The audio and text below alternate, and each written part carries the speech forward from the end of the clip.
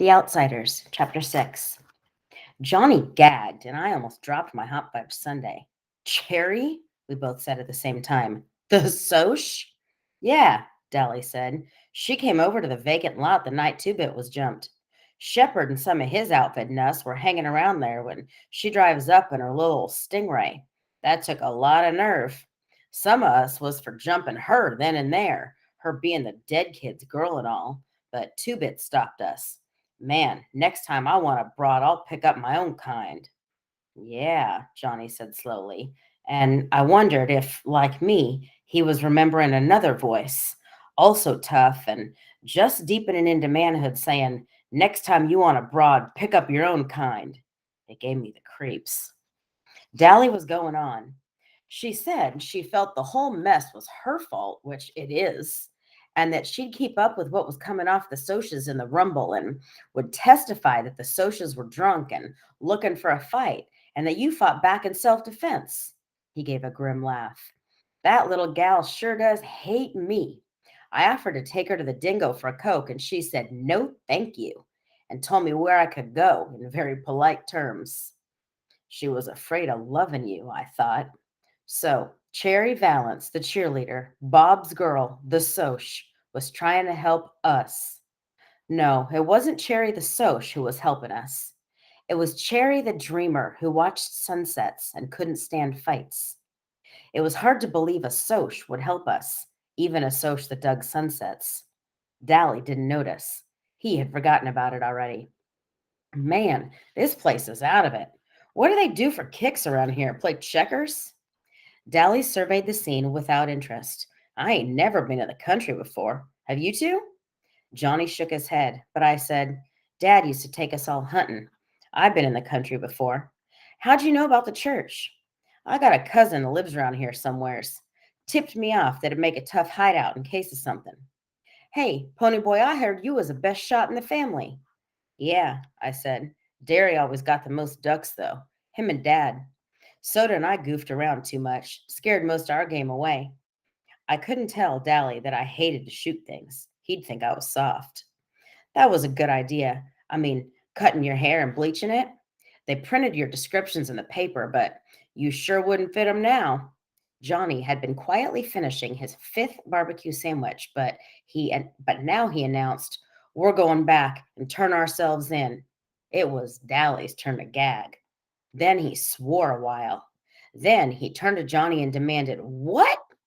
I said, "We're going back and turn ourselves in," Johnny repeated in a quiet voice. I was surprised, but not shocked. I had thought about turning ourselves in lots of times, but apparently the whole idea was a jolt to Dallas. I got a good chance of being let off easy, Johnny said desperately, and I didn't know if it was Dally he was trying to convince or himself. I ain't got no record with the fuzz, and it was self-defense. Ponyboy and Cherry can testify to that, and I don't aim to stay in that church all my life. That was quite a speech for Johnny. His big black eyes grew bigger than ever at the thought of going to the police station, for Johnny had a deathly fear of cops. But he went on. We won't tell that you helped us, Dally, and we'll give you back the gun and what's left of the money and say we hitchhiked back so you won't get in trouble, okay? Dally was chewing the corner of his ID card, which gave his age as 21 so he could buy liquor. You sure you want to go back? Us greasers get it worse than anyone else. Johnny nodded. I'm sure. It ain't fair for Ponyboy to have to stay up in that church with Derry and Soda worrying about him all the time. I don't guess, he swallowed and tried not to look so eager. I don't guess my parents are worried about me or anything. The boys are worried, Dally said in a matter-of-fact voice. Two-Bit was going to go to Texas to hunt for you. My parents, repeated doggedly. Did they ask about me? No, snapped Dally. They didn't. Blast it, Johnny, what do they matter? Shoot, my old man don't give a hang whether I'm in jail or dead or in a car wreck or drunk in the gutter. That don't bother me none. Johnny didn't say anything, but he stared at the dashboard with such hurt bewilderment that I could have bawled. Dally cussed under his breath and nearly tore out the transmission of the T-Bird as we roared out of the Dairy Queen. I felt sorry for Dally. He meant it when he said he didn't care about his parents. But he and the rest of the gang knew Johnny cared and did everything they could to make it up to him. I don't know what it was about Johnny. Maybe that lost puppy look and those big scared eyes were what made everyone his big brother.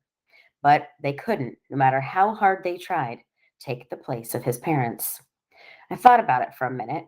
Derry and Soda Pop were my brothers, and I loved both of them, even if Derry did scare me.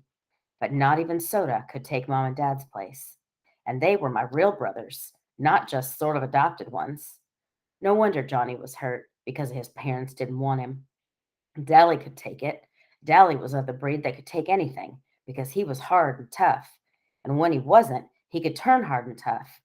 Johnny was a good fighter and could play it cool, but he was sensitive, and that isn't a good way to be when you're a greaser. Blast it, Johnny, Dally growled as we flew along the red road. Why didn't you think of turning yourself in 5 days ago? It would have saved a lot of trouble.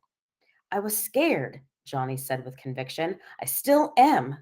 He ran his finger down his short black sideburns. I guess we ruined our hair for nothing, pony boy. I guess so. I was glad we were going back. I was sick of that church. I didn't care if I was bald. Dally was scowling. And from a long and painful experience, I knew better than to talk to him when his eyes were blazing like that. I'd likely as not get clobbered over the head. That had happened before, just as it had happened to all the gang at one time or another. We rarely fought amongst ourselves. Derry was the unofficial leader since he kept his head best.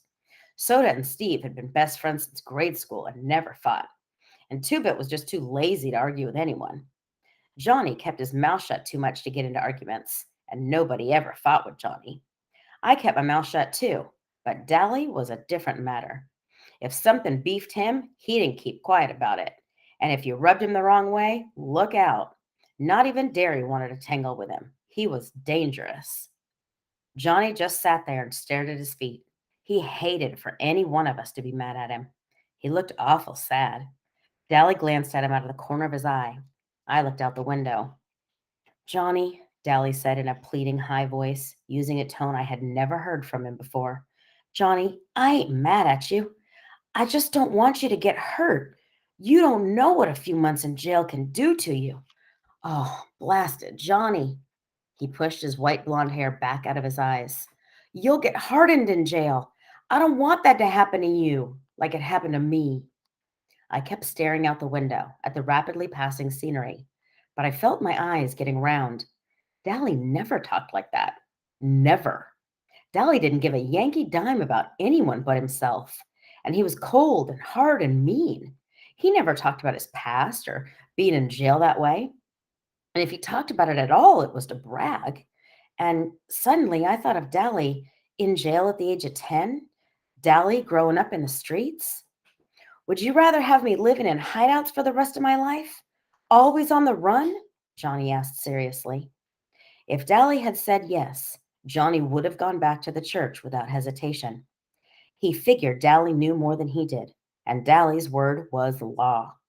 But he never heard Dally's answer, for we reached the top of Jay Mountain, and Dally suddenly slammed on the brakes and stared.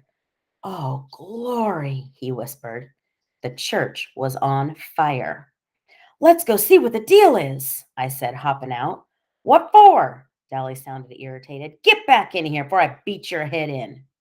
I knew Dally would have to park the car and catch me before he could carry out his threat, and Johnny was already out and following me, so I figured I was safe. We could hear him cussing us out, but he wasn't mad enough to come after us. There was a crowd at the front of the church, mostly little kids, and I wondered how they gotten up there so quickly. I tapped the nearest grown-up. What's going on? Well, we don't know for sure, said the man with a good-natured grin. We were having a school picnic up here, and the first thing we knew, the place is burning up. Thank goodness this is a wet season, and the old thing's worthless anyway. Then, to the kids, he shouted, Stand back, children! The firemen will be coming soon. I bet we started it, I said to Johnny. We must have dropped a lighted cigarette or something. About that time, a lady came running up. Jerry, some of the kids are missing. They're probably around here somewhere. You can't tell with all the excitement where they might be. No, she shook her head. They've been missing for at least a half an hour. I thought they were climbing the hill. Then we all froze. Faintly, just faintly, you could hear someone yelling, and it sounded like it was coming from inside the church. The woman went white. I told them not to play in the church. I told them. She looked like she was going to start screaming, so Jerry shook her.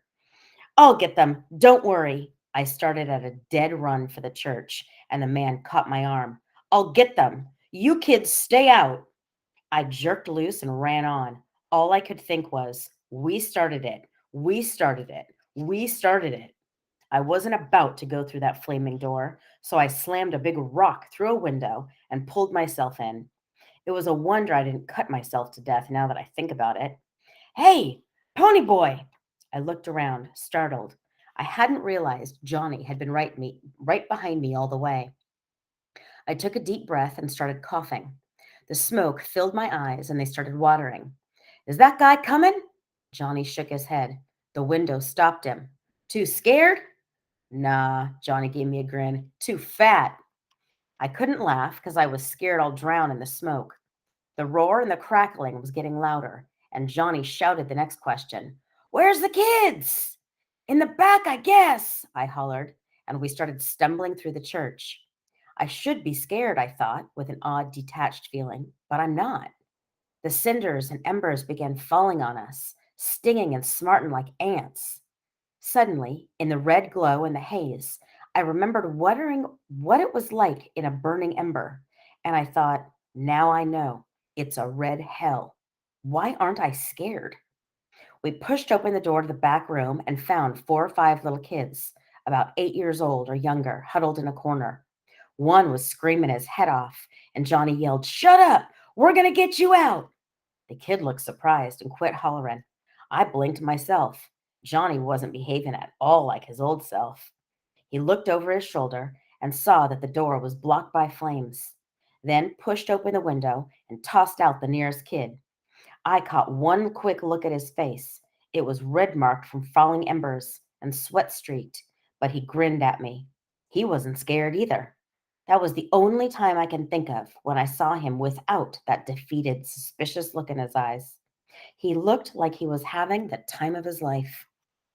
I picked up a kid and he promptly bit me, but I leaned out the window and I dropped him as gently as I could, being in a hurry like that. A crowd was there by that time. Dally was standing there, and when he saw me, he screamed, For Pete's sake, get out of there! That roof's going to cave in any minute! Forget those blasted kids! I didn't pay any attention, although pieces of the old roof were crashing down too close for comfort. I snatched up another kid, hoping he didn't bite, and dropped him without waiting to see if he landed okay or not. I was coughing so hard I could hardly stand up, and I wished I had time to take off Dally's jacket. It was hot. We dropped the last of the kids out the front of the church, started to crumble. Johnny shoved me toward the window. Get out! I leaped out the window and heard timber crashing and the flames roaring right behind me. I staggered, almost falling, coughing and sobbing for breath. Then I heard Johnny scream, and as I turned to go back for him, Dally swore at me and clubbed me across the back as hard as he could, and I went down into a peaceful darkness. When I came to, I was being bounced around, and I ached and smarted and wondered dimly where I was. I tried to think, but there was a high pitched screaming going on, and I couldn't tell her whether it was inside my head or out. Then I realized it was a siren. The fuzz, I thought dully. The cops have come for us. I tried to swallow a groan and wished wildly for soda. Someone with a cold, wet rag was gently sponging off my face, and a voice said, I think he's coming around. I opened my eyes. It was dark. I'm moving, I thought. Are they taking me to jail? Where? I said hoarsely, not able to get anything else out of my mouth. My throat was sore. I blinked at the stranger sitting beside me, but he wasn't a stranger. I'd seen him before. Take it easy, kid. You're in an ambulance. Where's Johnny? I cried, frightened at being in this car with strangers. And Dallas? They're in the other ambulance, right behind us. Just calm down. You're going to be okay. You just passed out. I didn't either, I said in the bored, tough voice we reserve for strangers and cops. Dallas hit me. How come? Because your back was in flames. That's why. I was surprised. It was? Golly, I didn't feel it. It don't hurt. We put it out before you got burned. That jacket saved you from a bad burning, maybe saved your life. You just keeled over from smoke inhalation and a little shock, of course. That slap on the back didn't help much. I remembered who he was then. Jerry, somebody or other, who was too heavy to get in the window. He must be a school teacher, I thought. Are you taking us up to the police station? I was still a little mixed up as to what was coming off. The police station? It was his turn to be surprised. What would we want to take you to the police station for? We're taking all three of you to the hospital. I let his first remark slide by. Are Johnny and Dally all right? Which one's which? Johnny has black hair. Dally's the mean-looking one. He studied his wedding ring. Maybe he's thinking about his wife, I thought. I wished he'd say something. We think the towhead kid's going to be all right. He burned one arm pretty badly, though, trying to drag the other kid out the window. Johnny, well, I don't know about him. A piece of timber cut him across the back. He might have a broken back, and he was burned pretty severely. He passed out before he got out the window. They're giving him plasma now. He must have seen the look on my face because he hurriedly changed the subject. I swear, you three are the bravest kids I've seen in a long time. First, you and the black-haired kid climbing in that window, and then the tough-looking kid going back in to save him. Mrs. O'Brien and I think you were sent straight from heaven, or you're just professional heroes or something. Sent from heaven? Had he gotten a good look at Dallas? No, we're greasers, I said. I was too worried and scared to appreciate the fact that he was trying to be funny. You're what? Greasers. You know, like hoods, JDs. Johnny's wanted for murder, and Dallas has a record with the fuzz a mile long. Are you kidding me? Jerry stared at me as if he thought I was still in shock or something. I am not. Take me to town. You'll find out pretty quick. We're taking you to a hospital there anyway. The address card in your billfold said that's where you lived. Your name's really Pony Boy? Yep, even on my birth certificate. And don't bug me about it. I felt weak. Are the little kids okay? Just fine. A little frightened, maybe. There were some short explosions right after y'all got out. Sounded just exactly like gunfire. Gunfire. There went our gun. And gone with the wind. Were we sent from heaven? I started to laugh weakly. I guess that guy knew how close to hysterics I really was, for he talked to me in a low, soothing voice all the way to the hospital. I was sitting in the waiting room, waiting to hear how Dally and Johnny were. I had been checked over, and except for a few burns and a big bruise across my back, I was all right. I had watched them bring Dally and Johnny in on stretchers. Dally's eyes were closed, but when I spoke, he tried to grin and had told me that if I ever did a stupid thing like that again, he'd beat the tar out of me. He was still swearing at me when they took him on in. Johnny was unconscious. I had been afraid to look at him, but I was relieved to see that his face wasn't burned. He just looked very pale and still sort of sick. I would have cried at the sight of him, so still, except I couldn't in front of people. Jerry Wood had stayed with me all the time. He kept thanking me for getting the kids out. He didn't seem to mind our being hoods. I told him the whole story, starting when Dallas and Johnny and I had met at the corner of Pickett and Sutton. I left out the part about the gun and our hitching a ride in the freight car. He was real nice about it and said that being heroes would help us get out of trouble, especially since it was self-defense and all. I was sitting there smoking a cigarette when Jerry came back from making a phone call.